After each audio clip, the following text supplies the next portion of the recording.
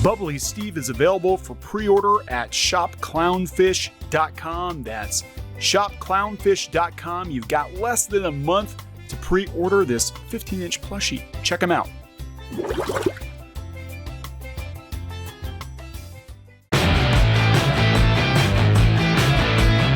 Hey guys, welcome back to Clownfish TV. This is Neon. I am here with Geeky Sparkles. Hello.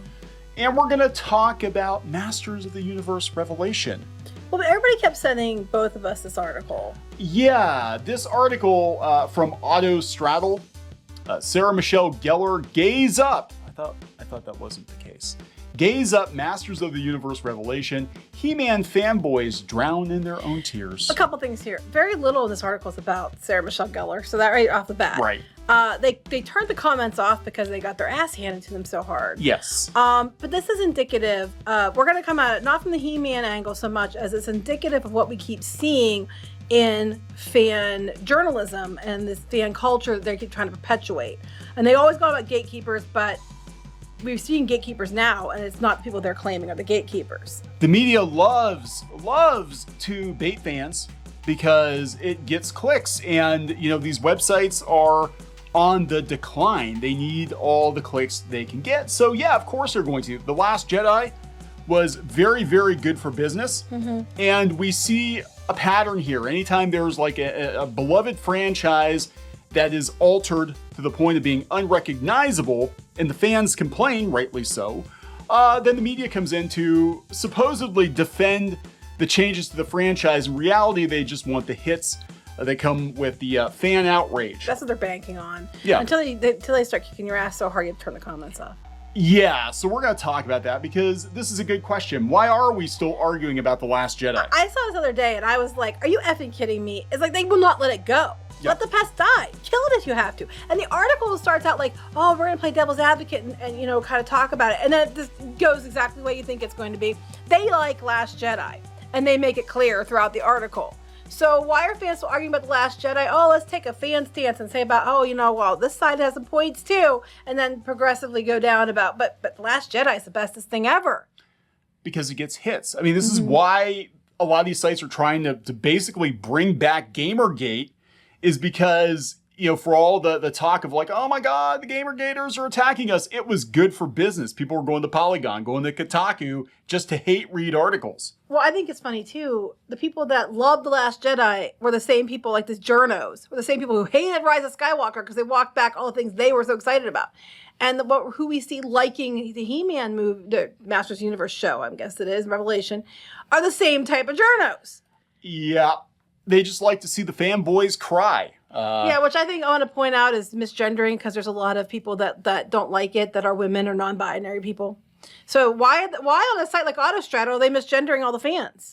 One of the most popular comments was from a woman, a Gen X woman, who said, why are you assuming that all Gen X fans of He-Man are male? And they did turn the comments off. It got a little too heated.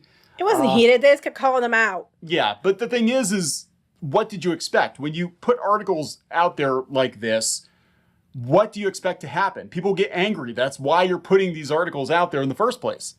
And then they scream, oh, you're harassing me. Misogyny. It's okay. It's okay when you harass other people with your clickbaity headlines, though. All right, so we're going to talk about this. Before we get into it any further, please subscribe for more pop culture news, views, and rants, guys. We're over 228,000 subs.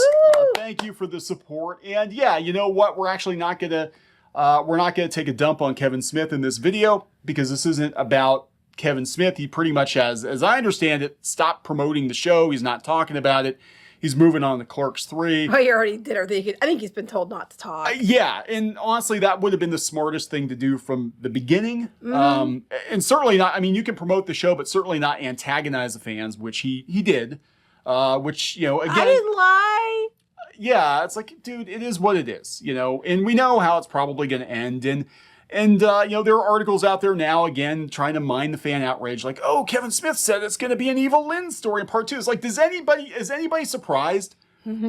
Is anybody surprised? I mean, they can do... two female leads, one half's about the one and one half's about the other? Yeah, I mean, the show is what it is. Attacking the fans, though, not cool. Not cool. The second half's by Evelyn and how she's going to stand up to Skeletor because she was, with Tila and them. Tila showed her the light. So now she's going to stand up to Skeletor probably and help them and help He-Man and everything else probably. So all the bad guys that were Skeletor will suddenly be rehabilitated. The goodness makes the badness go away. They're going to all hug it out. Probably. Skeletor gets his puppy again. So current year. He gets a puppy. No, he's not a puppy because he's meaner than we thought. Oh, okay. All right. But Evelyn will get a puppy. And it's not Beastman. Anyway, so it's just... Anyway, coming from Autostraddle, which I have to point out, Autostraddle, if you go to Wikipedia, the founder of Autostraddle said that advertisers have largely failed to buy ad space on the website, so they are supported by sponsors and donations. I wonder why. Can't imagine why. But yeah, this whole article, like you're just going about Sarah Michelle, it's just trying to put, searchable words in the headline. It doesn't really say much about Sarah Michelle Gellar, but it says a hell of a lot about making fun of fans they assume are all men. Yeah, here we go. No matter the time, the day, the season, the obligations before me, if I hear in the distance the sound of fanboy tears, I will follow them to the very edge of the earth to claim my prize. Oh my God, it's so funny because I do the exact same thing with dumbass articles like this. There's always a prize. They sob in a heap. Our childhoods, our masculinity, virtue signaling while review bombing whatever is before them. Again, wait. You're right. There always is a prize when I chase these articles too. They sob about toxic masculinity, virtual signaling, and they go on about review bombing. Oh my God. Potato. This is almost like a parody. Like, this is so on the nose. It is. And what is before them? Women, of course. Women with armor and lasers and daggers and swagger and shaved heads. Women piloting the very spaceships that line the walls of their boyhood boys-only clubhouses. Women busting ghosts. Women overpowering big bads who destroyed cities under the watch of superheroic men. Women with other women and not a man in sight. They keep trying to say that the problem is women, and that's not the issue. They keep trying to say this, but, and the Ghostbusters 2016 thing, it wasn't even so much as it was women. It was just a really shitty movie, and it was really stupid. And they immediately doubled down on the whole women. And the ones they picked weren't exactly good for the roles either. No. And they doubled down immediately on the whole, well, if you don't like our casting choices because you hate women. Well, maybe it was just bad casting choices. I'm sorry. The people you picked are pretty much the same people in every damn movie they do. So what's going to happen with this? And I'll read some more. I mean, this is just absolutely ridiculous. And it's meant to be ridiculous. I really do believe now, having done these kinds of videos for the last couple of years, I don't think a lot of these journalists actually believe what they're writing. They just know that if they write it a certain way, they're going to get a lot of hate clicks and they're going to get more ad revenue. Yeah, we're going to talk about the other article here in a minute too. Yeah, but I think what's going to happen with He-Man is, because the show's already like out of the top 10. Like, nobody gives a shit about the show other than to hate on it. And what's going to happen is this thing is going to come up again and again and again for the next 5 years anytime some journo wants to get a jab in at the toxic men. I even debated about covering it at all because I don't want to give them, any more attention, because this is going to encourage them to keep doing this shit. And they're going to go, oh, look, I got some attention, woohoo! And it's like, honestly, they're just a dime a dozen. I mean, this is a big joke. There's a joke. It's a joke. It is laughable. It's not 2015 anymore. But and you know what? It's a woman calling you a joke, so don't go on about, man, babies are calling me a joke. No, I'm a woman calling you a joke. There actually are a lot of women calling out the women writing these articles. Now, I think it's hilarious because one of the biggest bones of contention, everybody called us liars because we said that Tila and Andra were rumored to be a thing. And depending on who you ask, you either have Kevin Smith being like, they're not a thing. But then you have sites like this going like, oh, they're totally a thing. Yeah. They're totally a thing. So which is it? So which is it? Anyway, last week I followed the sweet sound of fanboy weeping and discovered a treasure beyond my wildest imagination. But we're very obsessed with treasures. Netflix's He-Man reboot, Masters of the Universe Revelation, is the latest offering on the streamer's 80s nostalgia altar. It looks like the original He-Man, sounds just like it. No, it doesn't. The original He-Man, the cast of characters is nearly the same, but this is not original He-Man. For starters, it's almost not even about He-Man at all. Because, that makes sense. Why didn't we just have the She-Ra show and make it about Bo? Because that would make sense. It was She-Ra. I mean, if you made it about any other character, if you made the She-Ra show and made it about, a different character that wasn't the lead character, even if it was a woman, people would have been pissed about it because it's She-Ra. So yeah, and again, this is all. Oh, it's a typical. It's gaslighting. It's, oh my God, the fans. There's something obviously going about them. They're adventuring companions who can't keep their eyes or hands off each other. Which is it? Hey, thank you, Auto Straddle, for confirming everything we said. There's barely any He-Man in it, and Tila and Andra clearly have a thing going on. Right, and thanks. I love this part too. Thanks. Tila's like the only one got fanboys weeping. Andra's obviously no longer Lieutenant Andra. Honestly, she was in the comics. She wasn't even in the show. Would you know that if you actually knew what the hell you were talking about, Auto Straddle, and you weren't just clickbaiting? She's no longer Lieutenant Andra. Now she's a badass black woman. Okay. And the first king of Grayskull, guy in the castle was named after, is a badass black warrior. Who black guy called out and said, why are we getting hand-me-downs? I love how, for someone that's so progressive, for a site that says progressive, you sure as hell have no problem misgendering fans and, marginalizing black people. I love their... Yeah, since when is Evelyn a gay icon? I don't remember Evelyn. I think you're getting Evelyn mixed up with Cher. I know they look a lot alike, right? But I think you're getting Evelyn mixed up with Cher. I don't think she's ever... Actually, there were a lot of, I guess, gay icons on He-Man because, the original Filmation show... Well, yeah. It was Filmation. And contrary to popular belief, we actually did have a lot of non-straight people working there. This person didn't say so it can't be true. Okay. I'm still looking for where Sarah Michelle Gellar comes into this because I'm going through this article and there has yet to be... she's mentioned once. Where? Right there in the middle of that paragraph, like the fourth, right there. Oh, where? Point to it. Okay.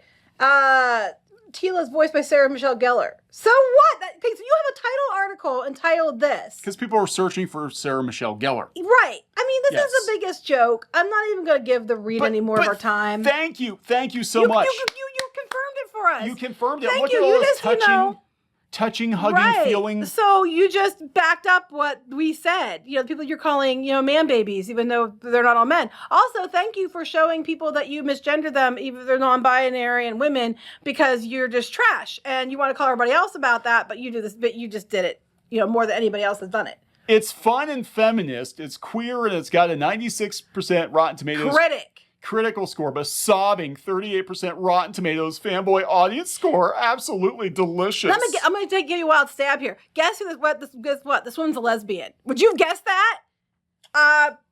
Obviously, and who clearly has a problem with men. Yeah. Look. But if men don't like it, they have a problem with women. But that is not okay. Well, it's funny because one of the top comments, I'm going to read you this one. Kenya Koviak said, wow, all of Gen X fans are not male. And all Gen X women are not obligated to like this. We have the right to not like it. Exactly. This is not the He-Man we grew up loving. Not is it what many of us wanted. Also, the 80s were not nearly as stilted and suppressed as the current narratives tried to say. Sincerely, Gen X mom. From another Gen X mom. Oh, here's another one from Wendy. Another Gen Xer here. This article is so typical of the mean-spirited nature of show creators and how little they think of fans. I watched He-Man from the age of 5 and later She-Ra and was a huge admirer of both shows. My childhood hasn't been ruined and I shed no fanboy tears, for these iterations are not the shows I grew up with.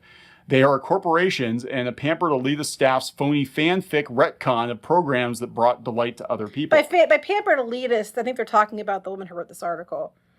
Yeah, this was just, look, this is why they do it. And, it took us a while because I used to get a lot more angry about these journalists, but now they're actually in a very sad place right now. Their livelihoods are disappearing. I mean, you look at what's going on with BuzzFeed. Can't disappear fast enough. You look at what's going on with these websites getting sold for a song.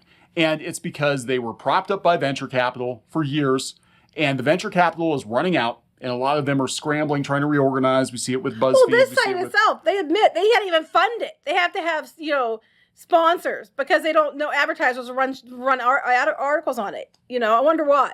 Yeah, and so what they're doing, and again, I really have to wonder if a lot of these journos really believe what they write, and I think they're just like, what's the most inflammatory thing I could say to get clicks and get the attention? Oh. In 156 comments or whatever, that's... I'm sorry, let me fix that for you. What's the most inflammatory thing I can say that is very, against diverse fans and is very anti-diversity and acknowledging such, and making it all very myopic and shit. Oh, I know. It says more about them than it does about the fans. the thing is they can't walk this back now. Like the whole thing they tried to deny with us that Teela and Andra were going to be a thing, which we heard that they were going to be a thing. It's going to be really interesting if they don't stick the landing, given the audience they've pandered to, because the only people that care about this new He-Man show, I'm using air quotes here, are people like this. The tiny people they actually pander to? Yeah. The old school fans are like, hell no, we're done. Somebody else said that in the comments. They said, I can only speak for myself, but the problem with Revelation wasn't having female characters, because it always did. It was the horrible writing and voice acting. Teela reminded me of Rey from Star Wars sequels, way too overpowered to be an interesting character. Teela always was strong, but they made her ridiculously unlikable. I stopped watching after the episode with Scareglow where it turns out Teela's biggest fear is being too awesome. Which, yes, that is what her biggest fear is. Mm-hmm. They said about talk about aliens. Sigourney Weaver is my favorite female hero. You know, they keep going with the stupid narrative, and that's what this is about: is narratives. These bloggers keep going back to the same idea. You know, this whole "you're not allowed to like it." You're allowed to like it. You're not allowed to not like it. Idea. This whole that they control the narrative. They talked about gatekeepers in the other article too. I didn't pull that comment up. They're going about gatekeepers. They're mad because the gatekeepers aren't there anymore. And it's like, no, these fandoms are more gatekept now than I've ever seen them. Yeah. And I'm as a woman who has been in part of these fandoms, and I was always the minority. I have never seen the bullying, toxic, gatekeeping, pushing people out, demanding people like what you like bullshit as I've seen since we've had this come up with like She-Ra and with the He-Man show, the Ghostbusters show, Star Wars. It's just been like unbearably toxic now. I think Ghostbusters 2016 definitely kicked things off in high gear, and I think that was coming off of Gamergate, which, you know, depending on who you ask, Gamergate was basically journos against fans. And it was kind of a battle for whose voice got to be heard. And, you know, for a long time, a lot of these studios and websites and publishers and whatever, they listened to these fan sites when they were fan sites. So many of these sites now are owned by corporate entities. A lot of the same people that are the ones making the films. Yeah.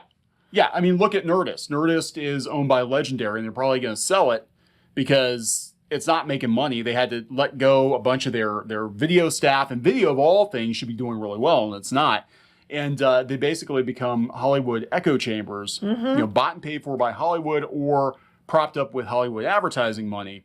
So it's in their best interest to essentially bully the fans into liking their stuff or getting them to shut up. Well, I just think it's funny because like what started me on down this path was this article actually. Is why we're still arguing about The Last Jedi.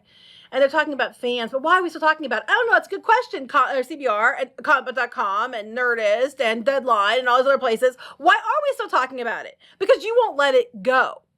You cannot stand the fact that the one movie you liked wasn't the one that everybody wants to go on about and loves. I mean, Disney's getting so much shit. We're going to talk about that in another video about their Star Cruiser hotel because they're charging these ridiculous prices, and it isn't even classic Star Wars. It's their Star Wars, which people don't care about. But they're talking about there's no better way to start online debate than mentioning The Last Jedi, right? That's what you bank on, isn't it? But most people don't care anymore. They moved on. I mean, Disney has even moved on. They're not really even marketing the sequels anymore, except for the overpriced Star Wars hotel, which is really a bad idea. But yeah, like what's fascinating is how little discussion has changed because people are allowed to like it. People are not allowed to not like this damn movie. And love it or hate it camps. Well, you know, people are allowed to not like it. And they're talking about how fans can't agree on Luke. And then basically you go through the article, you can go read it yourself. But they're talking about, a lot of people said that they didn't like the way they treated Luke Skywalker. We're in that. Jedis don't give up. He was also a very optimistic person. Why the hell is he changing it? And they said those who liked the Last Jedi said they thought it was a more humanized version of Luke. Hell no. And it goes on, just goes on about Luke and letting go of the past. But if you read the article, the person who wrote the article clearly likes, but more than that, The Last Jedi makes a concerted effort to subvert the conventions of Joseph Campbell's monomyth, the hero's journey. So they're like, well, let's look at both sides. But then they spend the whole time taking their own side. Yeah. And then they're like, why do people, I was trying to be nice and trying to relive an olive branch and be on both sides. But you're not. You're not. You can't. They're desperately trying to roll the clock back to again, this is the same reason that they're going back to I don't think any Gamergate. comment. Look, no comments. Nobody Because cares. no one gives a shit. They don't. The Last Jedi has been like, most people have just written off the sequel trilogy at this point. I mean, there are people that like it. You're allowed to like it. But for the most part, even YouTubers aren't talking about it anymore because there's nothing left to say. Right. It came and went. It split the fandom. It financially, the franchise took a massive hit until The Mandalorian came along. And most people have just moved on. But these bloggers want to roll the clocks back because they want you to be angry about it again so they can get the clicks. The same with Gamergate. Gamergate was over and done with. And then last year, all of a sudden, we started seeing all these Gamergate articles come up again.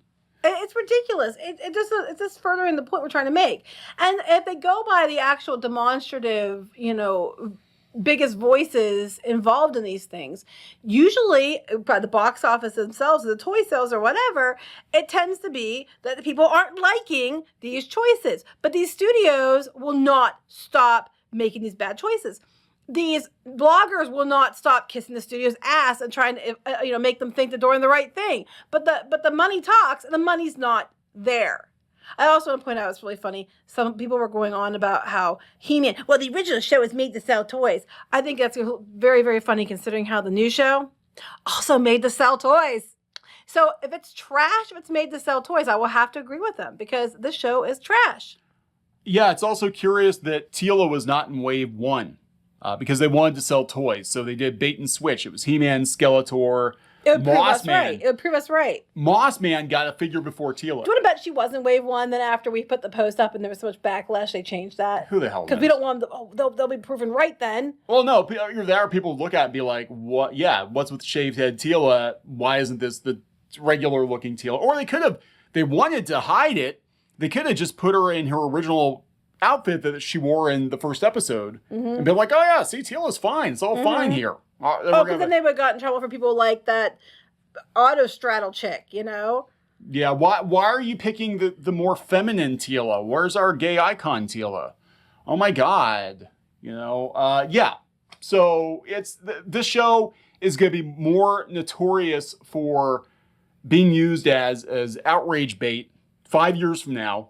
If these websites, if these websites are still around, they're going to be like, remember when all the manbabies got so angry about Masters of the Universe Revelation? It's a brilliant show. Look at its critical score on Rotten Tomatoes. What, like 30 people reviewed it? Yeah. It's like, there's not a lot of people that watched it. And I'm sorry, you're failing. These studios are failing.